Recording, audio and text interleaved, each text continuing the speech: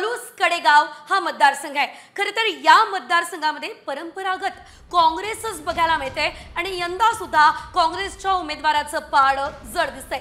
मात्र उमेदवार कोण आहे, कोण संभाव्य आमदार असू शकतं, बघूयात ग्राफिक्स मध्ये। नक्कीच पुन्हा एकदा या मतदारसंघामध्ये काँग्रेसच बाजी मारणार असं चित्र दिसतंय। संभाव्य आमदार विश्वजित कदम इथे दाखवलेले आहेत। त्यांच्या विरोधामध्ये भाजपाचे उमेदवार संग्राम देशमुख। मात्र संग्राम देशमुख हे कुठेतरी पिछाडीवर जाणार असल्याचं महापौर तरी सांगतोय। याचं उत्तर नक्की काय असेल 2 दिवसात माहिती पडणारच आहे आपल्याला। निश्चितच तेजल, आपण जर बघितलं तर हे संभाव्य उमेदवार आहेत, संभाव्य आमदार आहेत। मात्र या ठिकाणी 3 टर्म भाजपच काँग्रेसच सत्तेत आहे, माफ करा, आणि यंदा सुद्धा पुन्हा एकदा काँग्रेसच सत्तेत येणार, विश्वजित कदम हेच आमदारकी घेणार अशी सध्या शक्यता व्यक्त केली जाते।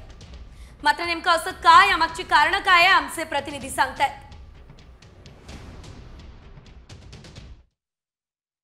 पलूस कडेगाव मतदारसंघ हा काँग्रेसचा बालेकिल्ला म्हणून ओळखला जातो। काँग्रेसने पुन्हा एकदा विश्वजित कदम यांनाच या ठिकाणी तिकीट दिलं होतं आणि ते आता ह्या विधानसभेला निवडणूक रिंगणामध्ये आहेत।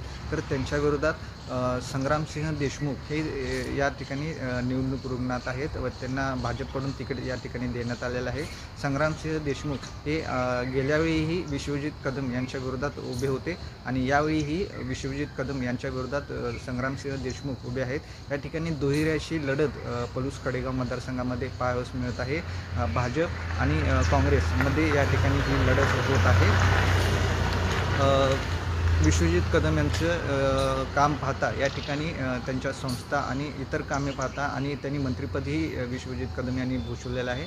त्यामुळे पलूस कडेगाव मतदारसंघामध्ये विश्वजित कदम यांचंच या ठिकाणी पारडं जड असल्याचं दिसून येत आहे। त्यामुळे विश्वजित कदमच हे निवडून येणार असल्याचं चित्र या ठिकाणी पलूस कडेगाव मतदारसंघामध्ये दिसून येत आहे।